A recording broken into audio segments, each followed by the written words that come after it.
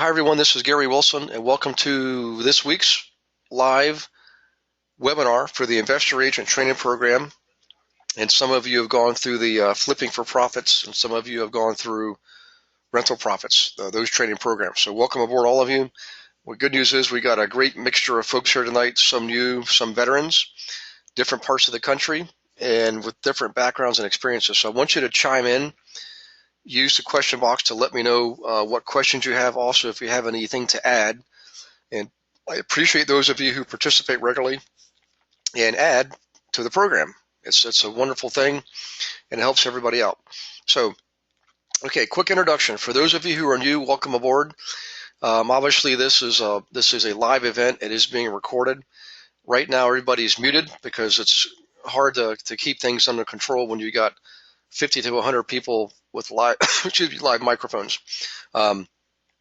We just use the platform the way it's delivered, which is you use your question box to type in questions. From time to time, I will actually unmute a couple of you if it looks like a conversation is warranted and everybody gets to hear it live. Okay, so when you log in, always let me know that you're here. Just say, "Hey, Gary, I'm here," and also let me know that you can see my screen, and hear my voice. Okay. Now, a little bit of a review here, so you know where we are. These are obviously. We try to not pre-plan these as much as possible. These webinars are for you guys to raise questions, have a lot of open dialogue, Q&A, and it helps to have you post the questions to me via email ahead of time. You can post them here live. There's no problem with that. Okay. And where we are right now, we're actually in the final night in a couple regards. We're in the fourth week of a 4-part series that's designed to give you instruction on how to set up your own classroom. Okay, now hold that thought for a moment. We're also in the last week of all of our marketing that we've been going over since late January. We started this in late January, and we've been going through the marketing campaigns one by one. We brought on some special guests, our web developer for one, one of our admin people, Jody. We've had her on. We've had Beverly on. Who's basically customer service, but also gets involved with marketing. So you benefited from all 3 of their experiences and knowledge, which is great. So if you're new, once you get access to the membership site, I highly recommend you go back through all of the old webinars. There's probably over 60 of them by now. They're all recorded. They're all cataloged by subject matter. Okay, so you can pull down and study any marketing campaign you want to at any time, and they're downloads such that you actually keep it on your computer. You can keep it forever. Okay, once you're in the program, you're actually considered a member, and you own it. You own the material. Okay. Now, prior to the end of January, at the end of December, the week before Christmas and New Year's, we went back to the beginning of the training program and started going over the material, basically one section at a time. We went through Module 1. We went through Module 2. I don't believe we did anything on Module 3. We can certainly do that if you guys like. And then we jumped right into Module 4, which is all the marketing, and that's what we've been doing ever since. In any case, I highly recommend, once you're going through your material on your own, of course, this is designed to have you study on your own. I suggest you go back and look at all those webinars, pull down the appropriate one, and reinforce your learning experience, okay? So now back to this current series. This is the 4th in a 4-part series on how to put on your own classroom. The first one, which was now 4 weeks ago, is the basic intention there is to show people how to use the school report, the melissa-data.com, and their planning commission websites. This is you and your clients working together to figure out how to determine the best area, the best neighborhoods in the best areas, and the best properties in those areas. Okay, so the other part of the first session was we got into the mechanics of flipping. You know, what are the steps you actually go through when you determine if a property makes a good flipping candidate? We didn't get into all of the remodeling and all that kind of stuff. We'll do that in separate sessions. The basic concept here is you want to get your clients into the game, swinging a bat when it comes to purchasing flips. Okay. You're basically showing them how to use the forms to determine what is a good flip and the calculators and so forth. Okay, that was Module 1. Module 2 was designed to show you how do you instruct people who are buying rentals. So we looked at the calculators briefly, some of the forms that you fill out, and went over the process that you go through, the 12-step process that you use when you're working with people buying rentals, in other words, landlords. And yes, we did that also for the first module when we went over flipping. We went over that 12-step process. We're going to actually review those tonight, just briefly, okay? So that was module 2. Excuse me, the second week in this 4-part series. All right. The third one was last week, which was where we taught you how to put on the class when you're covering wholesaling, basically assigning contracts. That was last week. Now, last week I tried not to get into a lot of detail on the mechanics of wholesaling because, again, the intention of this is to show you and guide you through the process of putting on your own classroom where you do instruct people on how to wholesale properly, legally, ethically, and every other way.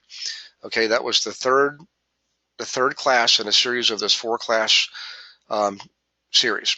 All right, tonight we're going to go over, basically do a review, okay, of how you've gone through the first 3 modules, how you prepare for this 4th step.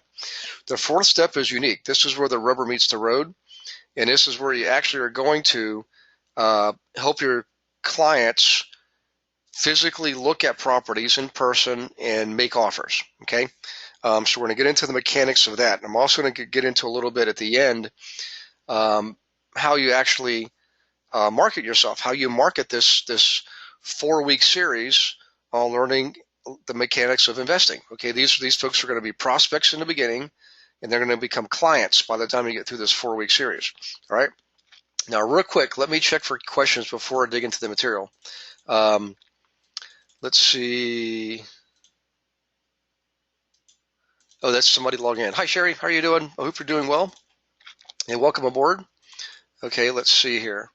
Let's see. In regards to wholesaling, Alabama does not allow net offers. What is the other version that we can use? So, Randall, that's what we're going to go over tonight.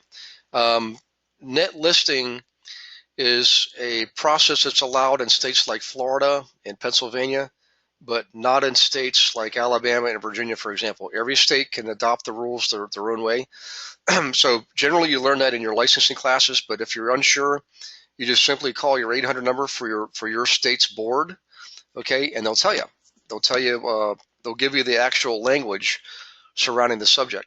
So we don't get into net listings here tonight. We're just going to talk about the final stage of this 4-part series. So in any case, Randall, if you want to listen to last week's recording, and it'll go over the basics of wholesaling, not net listings, okay?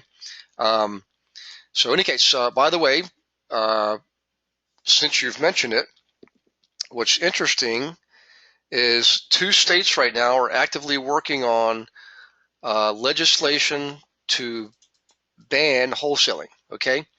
So in any case, keep an eye out for that because I got pretty good a feeling if New York and Ohio do pass this, and I think that they will, eventually it's going to spread all around the country, and most states will probably adopt it over the next few years, and you will likely no longer see wholesaling, which is ironic because people are still teaching it. In fact, I teach it. I'm required to teach it because it's still a viable method for investors, even for you guys as agents, okay? So in any case, back to tonight's subject. Okay, you've had your first 3 classes. Now you're in the 4th session, all right?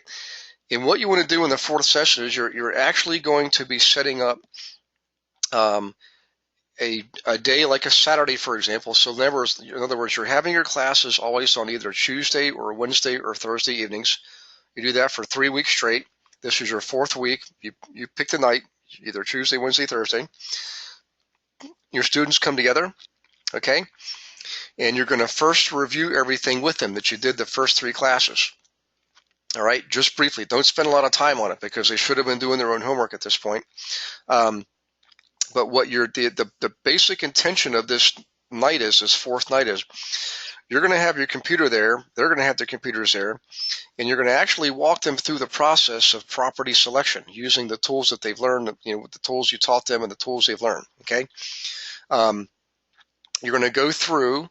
In fact, I'll just show you. You're going to start off with the school report. At this point, you should have created your school report. Okay, I won't go into that detail tonight because that's part of Module 1. All right, you're gonna show them the school report so they can see areas that make good sense for flipping homes in the case of flipping. Like I would say, these are good areas right here. You know, there's properties are selling, properties are actively listed, and you've got a good price range, 150 to 300,000. Okay, and you know your school district, all right? So you start there, and once you know your school districts, you get your zip codes. There's a number of tools you can use to get zip codes. Then you go into your melissadata.com. If you're brand new, guys, just don't worry. You're going to get all this in Module 1. Some of you have seen this in the actual classroom. If you haven't, don't worry about it. But Melissa Data allows you to plug in the zip codes for the school districts that make sense, and you grab all of the carrier routes, and you can tell how many properties are in the neighborhoods. You can tell the average home value. Okay, so this helps you narrow your search down by price range. Okay, price range within zip code, within school district. Okay, so you're narrowing things down. Then you're going to validate everything with your Planning Commission website data. That's what I'm looking at now. These are all pages from a Planning Commission website. Okay, every area has a Planning Commission website, every county and every municipality. So don't worry if you don't understand this tonight. You're going to get it in Module 1. I suggest you review it and practice it so you learn it, because you're going to review this in the beginning of this 4th class. You're going to go over all this, okay? Now, once you've done that, the next thing you want to do is these folks, throughout the prior 3 classes, you've had people approach you and say, that's great, I love this, and can I go ahead and start looking at properties? You're going to have them already set up on searches, okay? In other words, through the first 3 classes, every one of your students at some point through this prior 3 weeks should be set up on the MLS for their first searches based on the criteria that they're interested in. You know, the flipping or renting, okay, one of those 2 subjects, or wholesaling if that's what the case is. They're also going to understand. You're going to know what areas are best for them because you're going to use the school report. Remember the school report right back here. Okay, hang on one second. It's coming up next. There you go. Using the school report, they're going to know what areas and what price ranges make the most sense for them. So they might choose to be in the lower end, 150 to 2, or in the higher end, 250 to 3, for example, in this case. All right, but basically set them up on their searches ahead of time, because what you want them to do is come to class with their computers and the results of their searches. All right, and then you're going to apply the methodology to help them go through and determine the most likely, the properties that are most likely to return a profit. Now I'm going to jump ahead here a little bit and show you in Module 2, if you haven't already got it, don't worry, you're going to get Module 2, the rules of engagement for working with people who are flipping homes. Okay, we're not going to get into all that detail here tonight, obviously, but you will have gone through this with your clients, all right, by the time you get to this 4th class. But what I wanted to show you is this here. Remember, this is going to be on page 51 of your training material. This is Module 2, page 51, and you're going to look at the step-by-step instructions for working with people who are flipping homes, all right? And what you do is you follow this process. You go through this process with your students in the class. You have them go through and narrow down from broad to narrow. Now, they should have already done this ahead of time. You're just going to review this in this 4th class with them. In other words, after the 1st class, the people who are interested in flipping will have gotten their first listings using the tools to do the analysis after you've gone through this 12-step process with them, okay? So you take care of the flippers first, get them reviewing their material, reviewing the properties, and making sure they did it correctly, because there's no way you're going to look at 50 properties. You're going to look at the most 6 properties, 6 flips, for example, okay? All right, so far so good. You do that, you get your flippers up and running, okay? The next thing you do is the people who want to buy rentals, okay, you've got to make sure they go through the same process. And melissadata.com in the training material gives you a page that's a good example of an area, or good example of a zip code that has a lot of rentals. So again, they're going to prepare, the people buying rentals are going to prepare the same way that people are flipping homes are going to be preparing. All right. And I'm just skipping through all the material here that you have in your training material. What I want to do is get to the 12-step instructions for working with landlords. Okay. By the way, if Saul is on the webinar here, Saul, in your training material, here's an example of an opportunity evaluator filled out. So it's in your training material. You were looking for a sample, and here's one for you on page 78. Okay. But in any case, back to the people who are landlords. You're going to go through this process with them. Remember, they already will have done this in the second classroom. They will have already gone through the process of property selection. You just want them to bring their results to the class, and you're going to bring this up and do a quick review to make sure they did it correctly. Again, because you're not going to look at 50 properties. You're only going to look at 6 rentals, all right? So in any case, essentially what you're doing is you're getting your students engaged, having them practice what you preach as they go through the program, okay? So they're really getting on-the-job training. They're actually getting trained while they're learning, and they're practicing what they're learning while they're training. And when they get out on the road here, which is going to be coming up next, I'll explain this here in a moment, they're going to use what they learn and put it into practice with real properties, okay?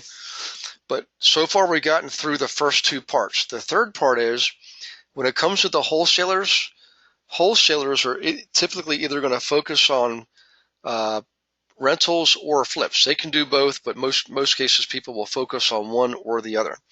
And you want to make sure that whatever it is they're focusing on, and I would tell them that they can do both if they want to. They can find properties for investors who are flipping. They can find properties for investors who are buying rentals. But it is easier administratively to have them focus on one or the other, but don't stop them from doing both, okay? It's just the challenge is they're going to have to prepare for both. They have to go through this whole effort for both types of investments, all right? If that's the type of wholesaling they want to do, all right? Now, so far so good. You're in the classroom. You have them bringing up their properties. They should all come there prepared with about 6 properties. Now, if you have 10 people who are flipping and 10 people who are buying rentals, that means you're going to have a total of about 120 properties. Okay? Now, some of them will have the same property. They will have selected some of the same properties, and that's okay. The bottom line is you're going to have plenty to choose from, all right? And what you're going to do at this point, guys, is you're going to put them all up on a board and compare them side by side, because you're going to narrow down. Let's say you end up with 40 properties amongst the 10 people who are buying rentals, okay? They all brought in 6, but there's overlap on about a third of them. So 2/3, about 40 properties, look like, according to these guys, are going to make good candidates for rentals. What you do is you literally go through side by side, compare them all right? You compare the first one to the second one, and you eliminate the one that you don't think is going to be any good. You can put them all up on at the same time. You can share them all and look at them all at the same time, but I'm telling you that's more difficult. It's always better to compare 2 or just a few properties at a time, 2, 3, 4, 5, 6 at the most.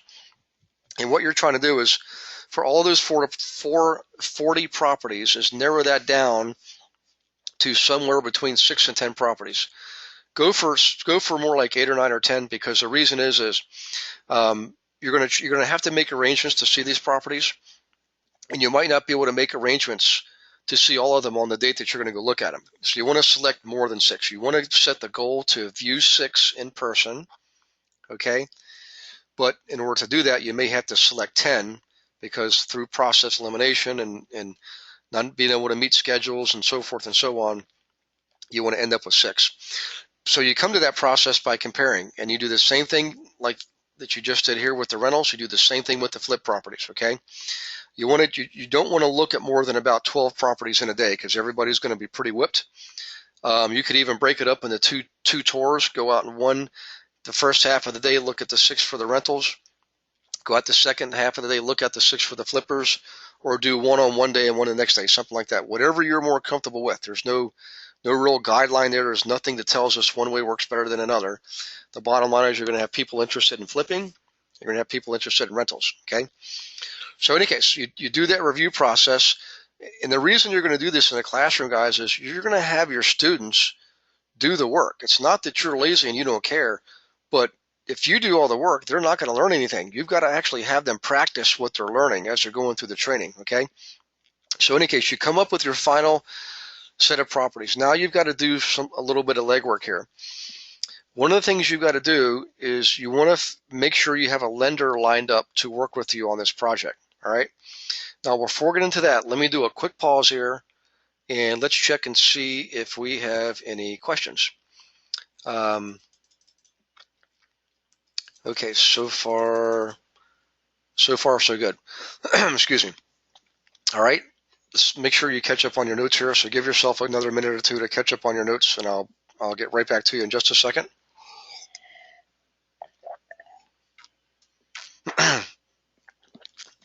Okay. All right. So at this point, you've had your classes. Each class, you've had your students go through the learning curve and practicing with real properties, helping them, they're doing property selection. You come to the fourth class, you review everything, all right, and you narrow it down to their short list of properties. Now, at this point, you've got to prepare for the day out in the field where you're going to actually go look at all these properties. One of the things you're going to have to do is you're going to have to get a lender on board, and you have to just use one lender at this point. We've had people try it, bringing in multiple lenders because they had 20 people going to look at properties. It ends up being not a lot of fun and a little bit chaotic, and not a good idea. So I recommend you bring one lender. Now, obviously, you want to select a lender who is familiar with investor properties and is also investor friendly. And banks will change from time to time. In other words, you may be able to go to a certain bank or a handful of banks to get loans for your clients, or they're going there to get loans for themselves, that is. And all of a sudden, the bank kind of closes down on you. It has nothing to do with you. What it is they've got too many loans outstanding on a certain type of property, like duplexes. When they have too many duplexes on their books, they stop lending money on duplexes, okay? They'll lend money on 4 units. They'll lend money on single-family homes. They'll lend money on garages and storage units and things like that. But they have buckets, and when a bucket gets too full, they can't keep putting more loans in that one bucket. So in other words, have multiple lenders. We'll get into more of that in Module 6, but the bottom line is you can always tell a lender who's ready to make loans based on their advertising. So a bank that's saying in their advertising, come open up a checking account and get a free toaster, they need to bring in deposits. They're not really actively making a lot of loans right now. Whereas the banks who say, come get a home equity line of credit and we'll waive the application fee, that bank is in the process of making loans. They're well capitalized, and they need to lend out their capital to make money on it, okay? So, and to find investor-friendly banks, one of the best things you can do is use the small local banks. Do not use the big banks. Don't use Wells Fargo. Don't use Bank of America. Don't use Washington Mutual. Don't use any of those big banks. The small local or community banks are the best banks to use for getting investor loans. They're the ones who are most likely to be investor friendly. And if you're ever not sure, just go visit them and say, hey, I have clients who are routinely buying rentals. I have clients who are routinely flipping homes, and we'd like to bring business your way. Do you have an appetite for investor loans? And they'll tell you, right up front. So in any case, that's the best way to find them. Each area has, different, obviously, because you're using small local community banks, it's going to be different area by area. So let me check questions here real quick, because I know that this subject usually raises a lot of questions. Let's see. This is Alyssa. Hey, Alyssa, how you doing? Hey, Alyssa, I left you a voicemail the other day. At least I hope I had the right number. If you could, shoot me a message. Let me know when we can get together for a one-on-one. Tomorrow may be a possibility after, say, 1 o'clock your time. Okay, from 1 o'clock on your time for the next, so like 1 to 4 your time should be a good time. If you'd like to do it, if you're ready. If you're not ready, don't worry. Okay. So let's just ask, can you recommend lenders? So we kind of just covered that, Alyssa. You first want to look at the banks, see what kind of advertising they're doing. Okay, you can go online, Google them, you can look in the newspapers, see what kind of ads they're posting. Start with the ones who are advertising, home equity loans with no application fee. They're actively making loans. All right, start with them. You could also go to your local investor club meeting, your local RIA meeting or ACRE meeting, and you can go for free typically for the first time and go to the vendor section to see what lenders are in the vendor section and ask them for some material and just ask them questions. Hey, what was the last investor deal you did? How many investor deals do you do on a monthly basis? Things like that. And you'll find out, you'll get several of them will be there. Okay. You can also ask other investors, who do they use? And they'll tell you. Okay. And because you can imagine with 3,000 counties in the U.S. and provinces in Canada, there's a lot of banks there. They're all local community banks. And if you're ever curious, Alyssa, just shoot me what you got, and I'll help you take a look at it. And we'll help you figure that out. Okay. Okay. Russ Smith is asking, how about working with a hard money lender? Russ, you can do that, or your clients can do that. I typically don't like working with hard money lenders. I know some investors see that as the only option they have in the beginning to get started. I get it. I know what it was like when I first started, but there's some inherent risk with hard money lenders. They call it hard money for a reason. It's the terms are usually very hard. Higher interest rates, a lot of points up front, very strict time frames. If you're flipping a home and you're using a hard money lender to purchase the home and remodel it, they're going to give you a 6-month window. Now, that might sound like a lot of time, but I can tell you 6 months is going to go by fast. And a lot of new investors, they're doing everything for the first time. So remodeling projects go over budget. They go over schedule. They go over time. And the hard money lender, they're not going to really care so much about what hardships you're going through. They're going to give you essentially one get out of jail free card. They'll extend your loan for a certain period and a certain term. But if you don't pony up by the time that's due, they could call in the note. They could seize your property. They literally could foreclose on you. And they always have what they call confessions of judgment in their paperwork, which means you've predetermined that if you can't pay up and you can't meet their demands, that you give up the property. Okay, so I'm not saying it always works out that way. Some of them actually work out, but a lot of them don't. Also, in the case of rentals, if you can imagine, you're basically leveraging yourself up to your eyeballs, because most people try to buy it with no money down, and then they have high interest rates, which means now not only do they not have any equity, they also have no cash flow because their mortgage payments are too high. And those are the people who lose their property. So what I recommend to most people is, if you're struggling financially, just leverage your license. Generate cash flow with your license first. Get in the game and working with investors, just like you guys are, okay? And get some cash flow going, get some valuable knowledge, and then eventually get your own property by putting down 25% and getting a bank loan at 4.5%. And they'll do it because you'll have probably a year under your belt of steady cash flow, okay? But in any case, most cases, our investors are going to be using cash, or they're using like an equity loan against their own home or other properties they own to make the down payment or even purchase the property, and then they'll do the rehab, and then they'll sell it, okay, and pay off the credit line and so forth. Now, in the case of a rental, you can use that process too to buy a rental, and then once you've maybe done some remodeling and rented out all the units, then you can go back and refinance that and pay yourself back, okay? So that's kind of an indirect way to do a no money down process, is use a equity loan against some other properties to purchase the new one, and when the new one's all up and running, put a brand new first mortgage on that. The lenders actually like that because you already own it, it's already up and running and in service. In the case of rental, obviously showing an income, and at the time you actually have no liens on that property. You don't have a mortgage on that property. Remember, the home equity loan you used is leaning another property. So anyway, sorry to get off on a tangent there, but that's an excellent question.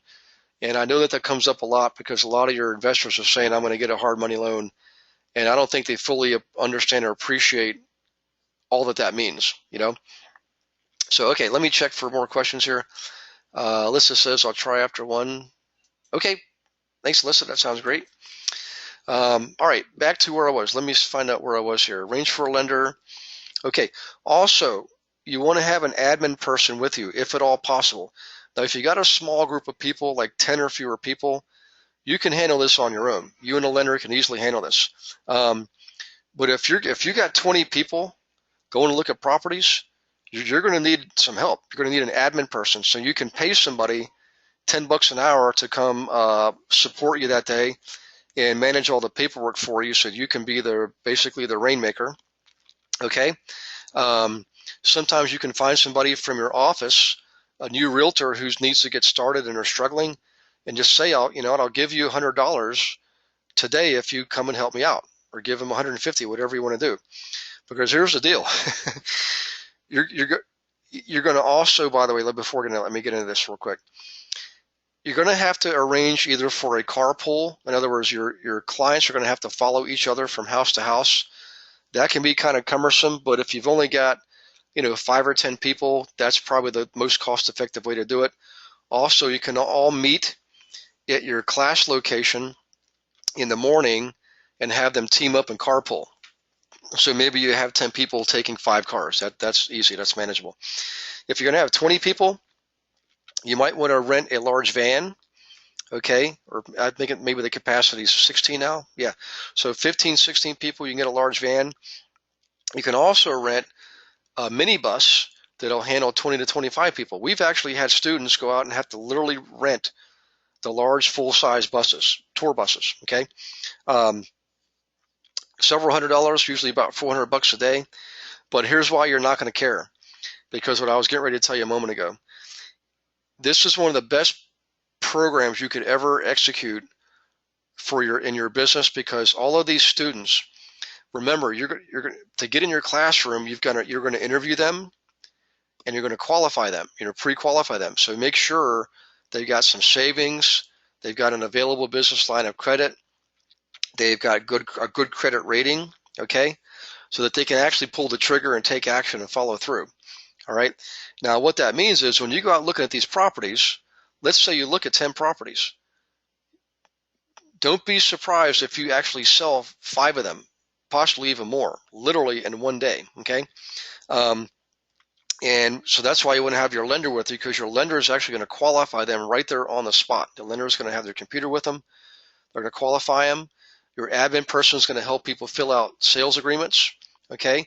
I recommend you take your computer with you, and even a scanner if you have one, and you can have a portable scanner. If not, your lender will likely have one, because you can literally write the offers, have them write their hand money check, their earnest money deposit, scan it and make a copy of it, have your lender produce the qualification letter, and now you could submit your offers electronically to the listing agent right there on the spot. Some of them will happen that day, some of them will happen that night, some will happen the next day. But the bottom line is this: you have to be prepared. So you definitely want to have somebody support you on this day, an admin person. You want to have your lender there, and make sure you arrange well in advance, like 4 weeks in advance, your bus or van if you're going to rent one. And if it's a small group, make sure all your students know to meet at the classroom wherever you've been teaching, and have them carpool, okay? Any case, let me check for questions here real quick before I get going further, because I want to make sure I get everything in. Okay. All right. Next thing is this. You have to make the showing arrangements, okay? So let's say you have your class on a Tuesday night. If I was you, I'd start calling on Wednesday to make your showing arrangements, okay? That's why you always want to have your classes on either Tuesdays, Wednesdays, or Thursdays. Fridays never make a good sense for a class anyways. But if you have it on Thursday night, that essentially gives you one day to make arrangements, all right, for showings, because you're always going to show these things on Saturdays. You can show them on Sundays too, but remember, on Sundays you're competing more with the open houses and things like that. Now, again, you can break this up. You can show your rentals on Saturday and your flips on Sunday, or vice versa. You can break your group up into 2 groups. It just means you have to go out twice. Your lender has to go out twice, and you got to have an admin person you're paying for 2 days. I like going out all in one day. Okay, I've even done it where I go out in the morning for the landlords, and I go back and regroup and go out in the afternoon with the flippers. Nothing wrong with that. It's just whatever floats your boat. But if you've got a large group of people, like 20 people, and 10 are flippers and 10 are landlords, you're probably going to have to break them up, okay, until you get a lot of experience doing this. Okay, so make all your showing arrangements and always confirm them either the night before or the morning of, because stuff happens sometimes, all right? All right, so make all your showing arrangements. Now, let me check. I got a question here. All right, why would you not go out on a weekday? You definitely can, Rhonda. But what we discovered over the years is even though you're working with a lot of people who own their own businesses and so forth, and they can make their own schedules, trying to coordinate everybody's schedule during the day on a weekday is a lot more difficult than doing on a Saturday, because they own their own businesses. One guy can take off on a Thursday afternoon, another guy can take off on a Monday, and you end up going back and forth for weeks before you finally get consent, and then almost always you lose people. So you're far better off doing this on a weekend. I know it's not, doesn't fit our usual protocol, but that's why I like doing this on Saturdays. And by the way, you're not doing this every single week. This particular event is only occurring once a month. You do this literally once a month, okay? So you're only working one Saturday a month, for example. Any case, so you got your showing arrangements. Okay, now a little bit of protocol here. All right, always bring lots of copies of your forms, your rehab forms, your cash flow forms, your analysis forms, all those forms. Bring a bunch of them. And I mean, you want to tell your clients to bring them with them. They want to bring their own forms, but inevitably people will only bring a set of one, or they won't bring any, or they'll forget, or whatever. Always be prepared and make sure they all have them. Have them raise their hands in the beginning, and don't just say, "Hey, I got a bunch of forms. You guys ready?" Because we'll take them. Ask them first if they had their forms, and the ones who don't, then you can say, "Here's a couple extra here." Okay. All right. Give them all the forms.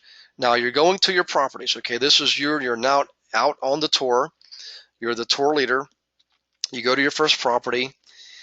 You have them fill out all the forms. You have them take the pictures. You have them do the analysis. You have them fill out the cash flow calculators. Okay. All you're doing at this point is you're simply being a guide, a consultant, an advisor.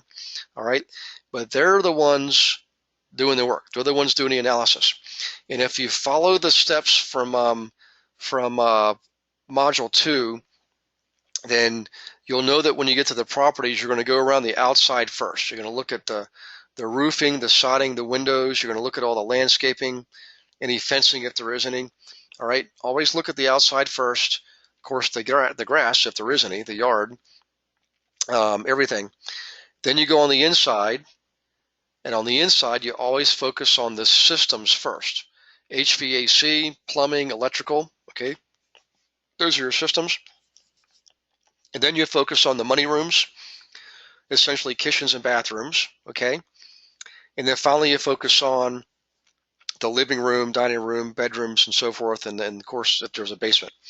All right, you do the analysis in that order, because if you start going through a property and it's going to need some big ticket items like a new roof, new kitchen, whatever, at least you've looked at them in that order and you can pull the plug on that property before spending too much more time. If you determine it needs three major repairs, three major construction items, generally speaking, that spells trouble, and it's going to be trouble for you and your clients. So I would recommend moving on. Okay. Hopefully that won't be the case, but it does happen. But remember, the bottom line is your clients are doing all the work, not you. Okay. Now, you go through all the properties. You do that one by one by one. All right. Now, as you're going between properties, as you're driving between properties, and here's why I really like you guys to get a shuttle or a van yourself and get everybody together in the same shuttle or van, because now you have more control over the crowd. And what you're doing between properties is saying, okay, guys, let's review this property. You've got 5, 10, 15 minutes between properties when you're en route. Have them go through the notes, compare notes, fill in the gaps, okay? And each time you come to a subsequent property, let's say now you're on your third property, you can say, okay, guys, we've got an extra 10 minutes before the next property. Let's compare the last one with the first one. So you can already have them go about figuring out the pecking order. What's best, what's worse, whatever, all right? What you're doing is you're getting them to play a larger role in the process of the decision making, all right, which is what they should do. And here's the best part of all. As you can imagine, you're going to get offers on these properties, all right? And on average, you're going to get offers on half the properties. You definitely want to take the offers that day. Anybody who's ready to rock and roll, they'll say, nope, I'm ready. I want to make the offer. Let's write it up now. You have your admin person help them out, have your lender qualify them. And what happens here is if you have multiple people wanting the same property, you can do one of two things. You can say, you know what, it's first come, first serve. Or you can say, we represent you. We'll submit all the offers to the seller. You keep your offer information confidential. They're going to keep it to themselves. Obviously, you're going to know because you're their agent. And you can submit multiple offers. It may seem kind of strange, but believe it or not, it happens and it works. Because you're not going to tell, if there are three people that are making an offer on one property, you're not going to share the offer information between those three parties. That would be ridiculous. And not only that, it'd be inappropriate. So you submit your offers, you let the listing agent present them and come back with the counters and so forth, and you work your way through that normal negotiating process. But the bottom line is you can still do first come, first serve, but so what you do is you just determine whoever writes their offer first, that's the first one submitted. Second one gets the second one submitted. Third one gets the third one submitted. Do it in that order, in that pecking order, okay? But at the end of the day, you should have half of those properties, offers written on half of those properties, okay? At the end of the day, you can do a final roundup. Don't ever just say, what a great day. You guys let me know if you want to do anything more. Always make sure at the end of that day, okay? This is really important. You never leave the scene without a follow-up plan for each individual person. They've either made an offer that day or they're telling you they're going to make an offer that night. So you make plans. Okay, I'm going to call you at 9 o'clock tonight. Or they say, oh, I'll do it tomorrow. I've got to go to a wedding tonight or something, whatever. You make sure you set a definite plan, definite time to follow up with them. You take the lead in that role.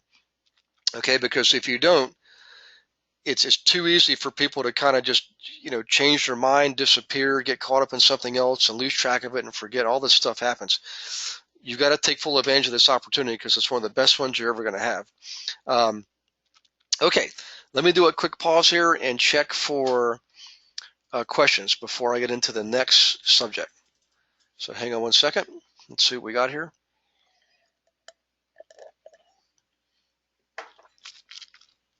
Okay, so far so good. All right, I want to step back for a second and talk about how, you understand now the mechanics of how to carry out this 4-step process in holding classes for your clients, okay? Again, I know if you're brand new, you haven't seen the prior 3 webinars. Just you'll get them when you get the membership login information, and you can download them then and listen to them one at a time. And this will all make a lot more sense. If you've been on board for the last 4 weeks, you already know what you're supposed to do and where we're going with this. Now, to get the whole thing kicked off, here's what I recommend. Always do a basic workshop first. Don't ever attempt this classroom scenario unless you've already done a workshop. Just a basic workshop, just like the one we talk about when we're in the classes that I teach you guys, okay? The reason is it kind of lays the groundwork and gives you the building blocks for forming a classroom. So 2 things here. When you have your first class, before you kick it off, you obviously want to invite people. So what I recommend is this. Always invite current clients. You don't have to invite them all, but let's say you've been at this for a couple of months and you've already got, a dozen investors you're working with. Invite them if you want, all of them if you want, or only select ones. You can determine which ones you're going to invite. Maybe somebody just bought a property and they're not going to be in the game for another 6 months or something. That's fine. You can still invite them. They'll get a lot out of this, okay? But always start with people you already know. Invite them first. Current clients, current investors, okay? Now, once you've had your first workshop, you're comfortable with that whole scenario, and maybe you're doing your second class, you do this, and 3 months later you do it again. We recommend you do this, by the way, 4 times a year, because it does take time, but it's a great way to build up really loyal clients who end up being repeat clients over time.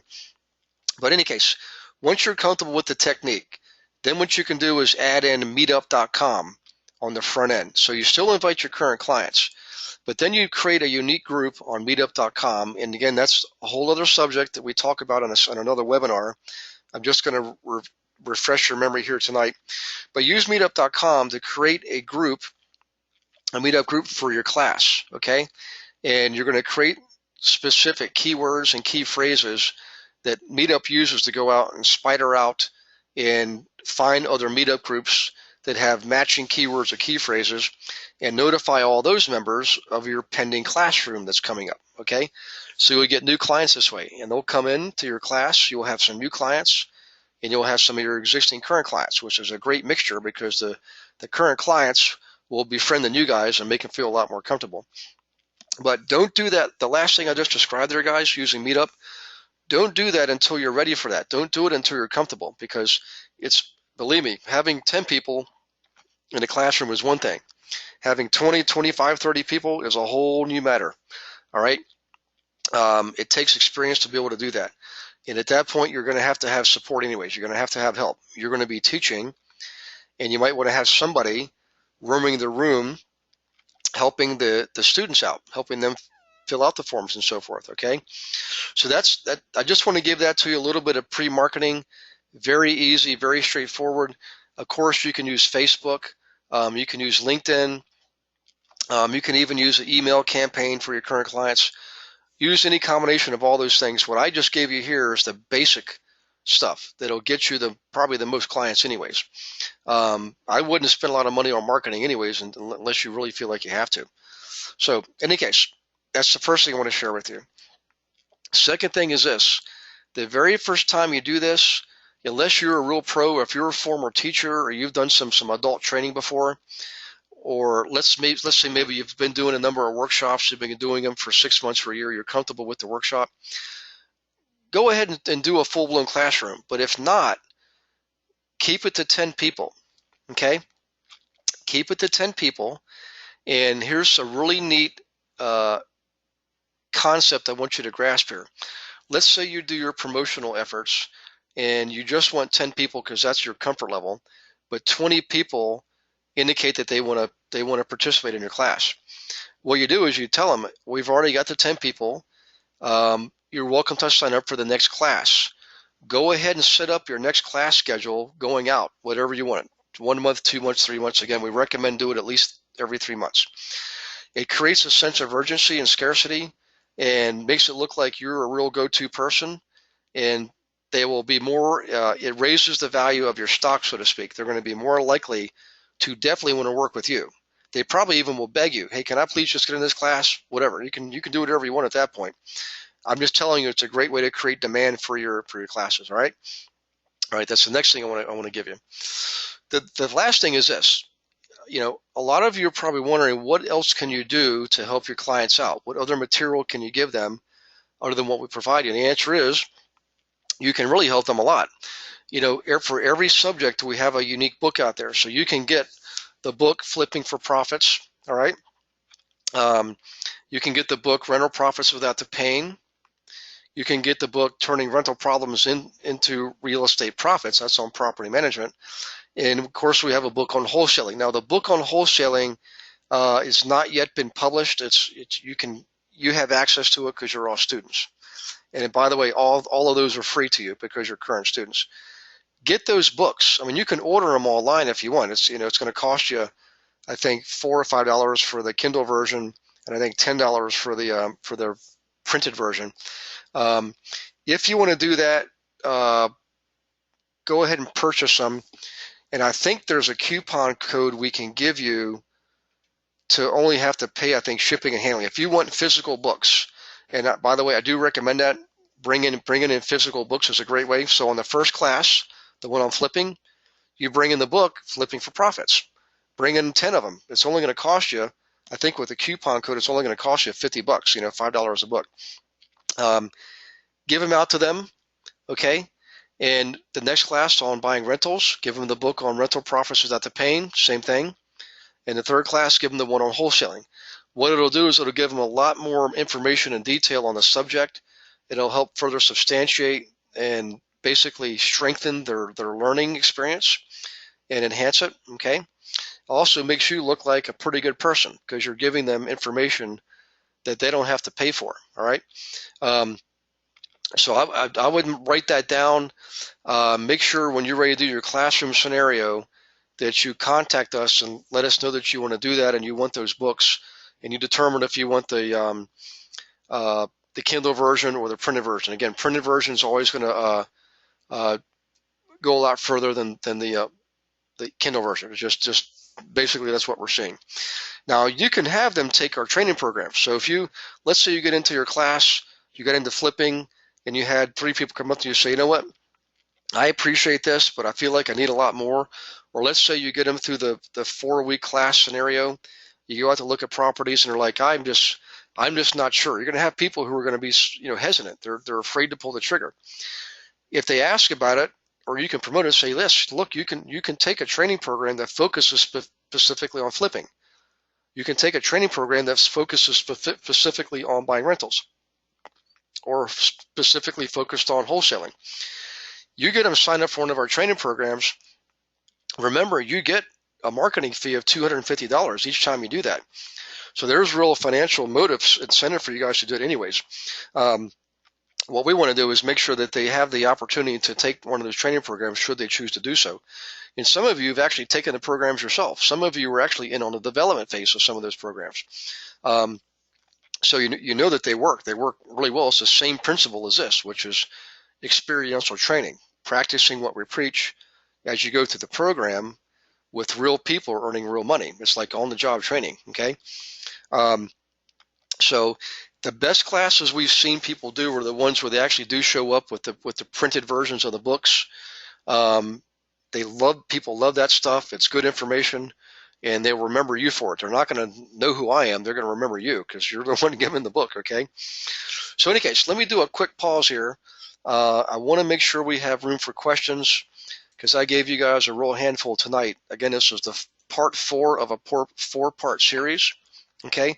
So let me do a quick check here and see if we got questions. Hang on one second.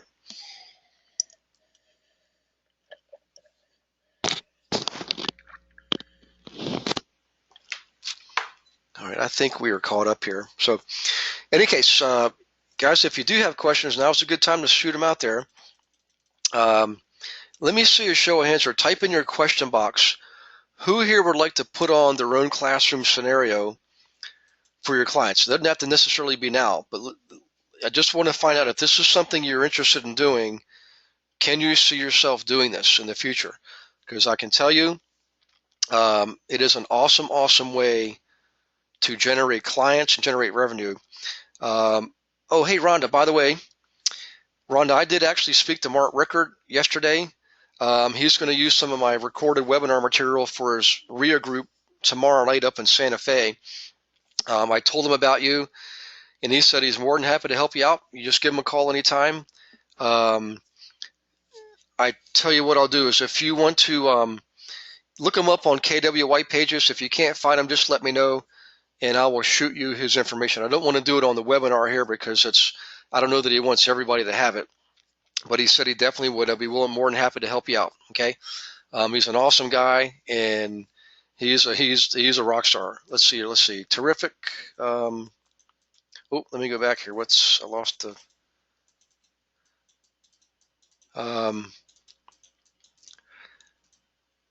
Why did that? Hey, Rhonda, I'm not sure why, but your statement just disappeared there. It looked like you said you'd already looked them up. In the system for some reason just dropped it. I have no idea why. So let me know what you were saying there, Rhonda. If you need me to get you his information, let me know. If not, I'll assume you found him and just give him a buzz. I wouldn't call him tomorrow because he's going to be kind of busy with his RIA group, but call him Friday, call him on Saturday. And he's a perfect example of KW culture, So, okay, guys, it's just about 8 o'clock here, and that's the agenda I had for tonight.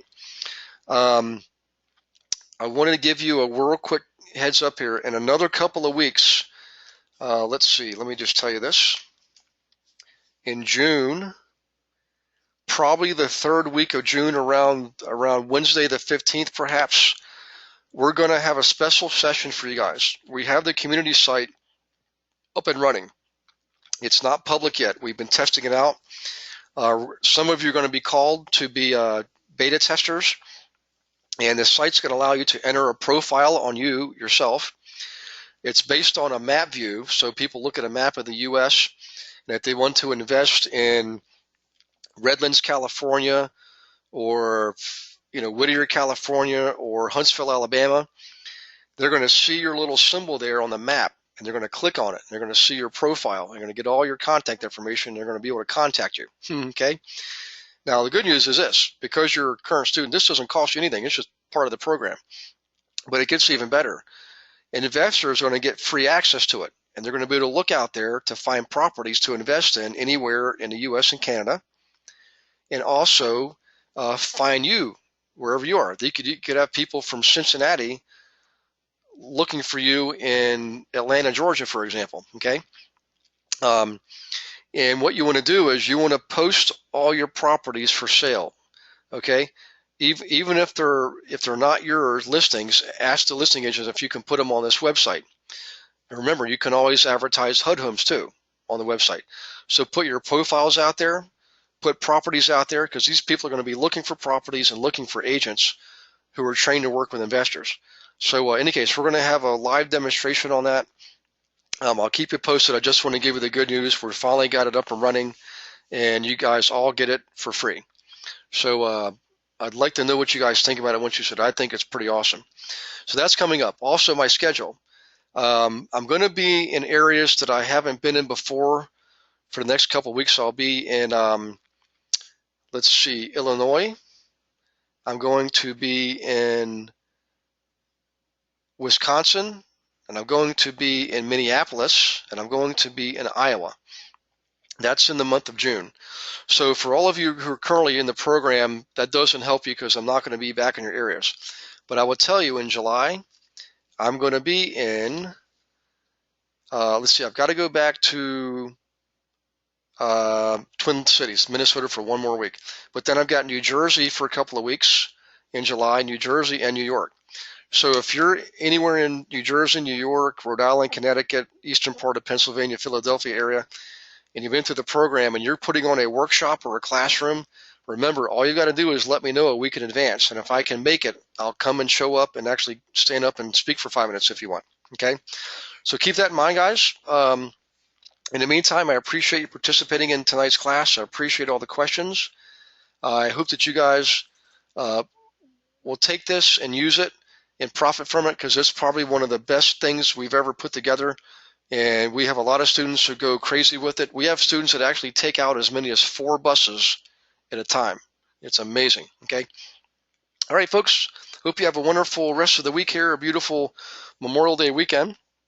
If you're in the U.S., if you're in Canada, you just celebrated a holiday on Monday.